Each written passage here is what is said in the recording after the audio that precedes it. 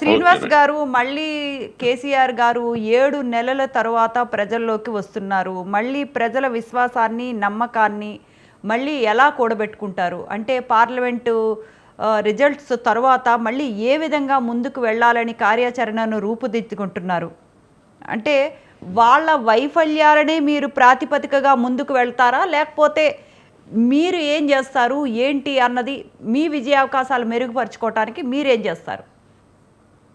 ఇప్పుడు నమస్కారం అండి. ఇప్పుడు మీరు పార్లమెంట్ ఎన్నికల తర్వాత ఇప్పుడు ఉన్న వాతావరణాన్ని గమనిస్తే మీకు స్పష్టంగా కనిపించేది ఒకటి.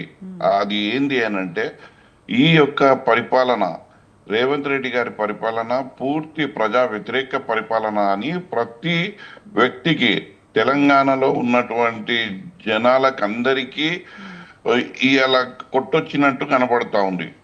ఈ వాతావరణాన్ని చూడడం ఏంటంటే ఒక ఎత్తు అయితే మేము కేసీఆర్ గారు తెలంగాణ పోరాడి సాధించిన తర్వాత ఈ తెలంగాణను బంగారు తెలంగాణగా మార్చే దిశగా వారు విప్లవాత్మకమైనటువంటి ఈ సంక్షేమాలను తీసుకొచ్చి ఈ తెలంగాణలో ఏదైతే ప్రజలను ఆకట్టుకున్నారో అలాంటి వాతావరణం ఇప్పుడు లేదు. అంటే మేము తెచ్చిన సంక్షేమాలను కాలరాసిండ్రు, ఇప్పుడు వాళ్ళు చెప్పిన సంక్షేమాలను కూడా కాలరాసిండ్రు. ఇప్పుడు దీని వల్ల ప్రజలు చాలా తిరుగుబాటు మైండ్ సెట్ తో ఇవాళ ప్రజలందరూ ఉన్నారు. ఇలాంటి సందర్భం లోపల కేసీఆర్ గారి యొక్క బ్రహ్మాస్త్రం, కేసీఆర్ గారు రావడం అంటేనే తెలంగాణ బీఆర్ఎస్ పార్టీకి ఒక బ్రహ్మాస్త్రం. అది ఆ బ్రహ్మాస్త్రం ఇవాళ రావాల్సిన అవసరము, వదలవలసిన అవసరము ఇవాళ ప్రజల గురించి, ప్రజల సంక్షేమం గురించి, ప్రజల యొక్క అభివృద్ధి గురించి, రాష్ట్ర అభివృద్ధి గురించి ఆ బ్రహ్మాస్త్రాన్ని వదిలే సమయం ఆసన్నం అయింది. కాబట్టి ఇక మీకు తెలుసు కదండి శ్రీనివాస్ గారు, ఈ 7 నెలలు మరి అంటే వీళ్ళ పాలన, కాంగ్రెస్ గవర్నమెంట్ పాలన బానే ఉందా? అందుకే రాలేదా? లేకపోతే ప్రజా సమస్యలు ఇప్పుడే గుర్తొచ్చాయా? లేదు మేడం, మీరు ఒక్కటి చూడండి. ఏదైనా కొద్దిగా మనము ఒకరికి అవకాశం, ప్రజలు బీఆర్ఎస్ ను కాదని కాంగ్రెస్ కి ఇచ్చిందండి. కాంగ్రెస్ కి ఇచ్చిన తర్వాత వారి పరిపాలనను కనీసం ఇప్పుడు మేము ఆల్రెడీ పాలన లోపల వచ్చి ఇవాళ లేనటువంటి సందర్భం. అంటే ఎవరికైనా పరిపాలన కనుక మనము చెయ్యాలి అనుకుంటే వారికి సరైన సమయం అవసరం అవుతుంది. మరి ఓన్లీ అధినేతకే అప్లికబుల్లా శ్రీనివాస్ గారు? ఓన్లీ అధినేతకే అప్లికబుల్లా? మరి కేటీఆర్ గారు కానీ, హరీష్ రావు గారు కానీ, కవిత గారు కానీ ప్రశ్నిస్తూనే ఉన్నారు, ప్రజల్లోకి వెళ్తూ ఉన్నారు. అధినేత గారికి మాత్రమే ఇవన్నీ అప్లికబుల్లా? సమయం ఇవ్వాల్సిన మీరు నేనేమన్నానంటే మా పార్టీలో కేసీఆర్ అనే ఒక పెద్ద నాయకుడు ఒక బ్రహ్మాస్త్రం లాగా ఉపయోగపడతారు. దానికి అంటే మేము అంతకు వారు రాకముందు కేటీఆర్ గారు కానివ్వండి, హరీష్ రావు గారు కానివ్వండి ఎంతో పోరాటాలు ఈ యొక్క ప్రజా వ్యతిరేక పాలనకు దానిపైన పోరాటం చేసి ఇవాళ ప్రజల లోపల ఒక విశ్వాసాన్ని, అంటే అరే బీఆర్ఎస్ పార్టీ ఉంటేనే బాగుంది, కేసీఆర్ గారి పాలన ఉంటేనే బాగుంటుంది అని చెప్పి వారికి అంత మోటివేట్, అంటే వాళ్ళకు నిజం చూపించి వారికి వాస్తవ పరిస్థితులు తెలియజేసి ఈ వాళ్ళను ఒక ప్రిపేర్ చేసింది హరీష్ రావు గారు, కేటీఆర్ గారు. మీరు ఇక్కడ అర్థం చేసుకోవాలి. ఆ తర్వాత ఇప్పుడు ఏంది అని అంటే కేసీఆర్ గారు రావడం అంటే ఇవాళ ఈ కార్యకర్తలకు కానీ మా యొక్క నాయకులకు కానీ ఎట్లా అంటే ఒక కొత్త ఎనర్జీ రావడానికి ఉపయోగపడుతుంది.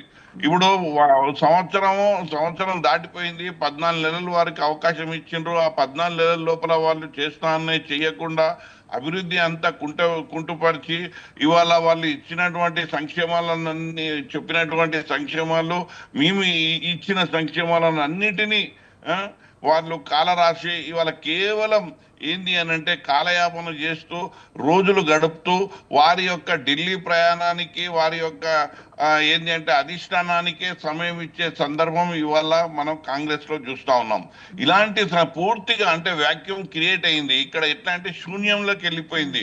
ఇలాంటి సందర్భంలో కేసీఆర్ గారి రాక అనివార్యం అయింది కాబట్టి కేసీఆర్ గారు రావడం జరిగింది. ఎందుకంటే రానప్పుడు కూడా కేసీఆర్ గారు మీరు మీరు మీరు అనుకుంటుంది ఏంది అని అంటే అసలు యాక్టివ్ గా లేరని. అట్లా కాదండి, వారు తెర వెనుకకుండి అన్ని ఆ, కార్యకర్తలు కానీ నాయకులకు కానీ వారి యొక్క దిశానిర్దేశాన్ని అందిస్తూ వారి లోపల ఒక చైతన్యాన్ని అందిస్తున్నది వెనుక ఉండి కేసీఆర్ గారే.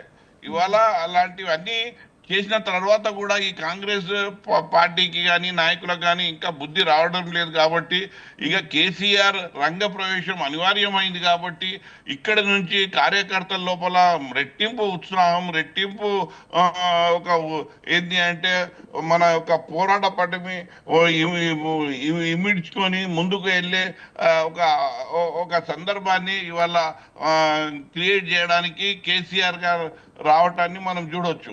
ఇవాళ మీరు ఒక్కటే చెప్తున్నానండి, సంవత్సరం అయ్యింది. సంవత్సరం ఇంత తొందరగా ఏ ప్రభుత్వం కూడా ఇప్పుడు మీరు మీ దగ్గర మేధావులు చాలా మంది ఉన్నారు, ఇతర పార్టీ వాళ్ళు కూడా ఉండొచ్చు. దేశం లోపలనే ఇంత తొందరగా అంటే సంవత్సరం లోపలనే ఆ పార్టీకి ఇంత పతాల మొత్తం పాతాల స్థాయికి వెళ్ళిపోయింది. అది మొత్తం అంటే అది ఎటు అంటే దానికి అది మొత్తం కాంగ్రెస్ పార్టీ పాతాళంలోకి వెళ్ళిపోయినటువంటి సందర్భం కనబడుతుంది. ఇక మళ్ళీ కాంగ్రెస్ పార్టీ 20 సంవత్సరాలకు కూడా ఇంకా 20 సంవత్సరాలకు కూడా కాంగ్రెస్ పార్టీ మళ్ళీ అధికారంలోకి రాదు. ఇక్కడ ఈ తెలంగాణలో కాంగ్రెస్ పార్టీ పూర్తిగా తుడిచిపెట్టుకొని పోతుంది. రైట్ శ్రీనివాస్ గారు.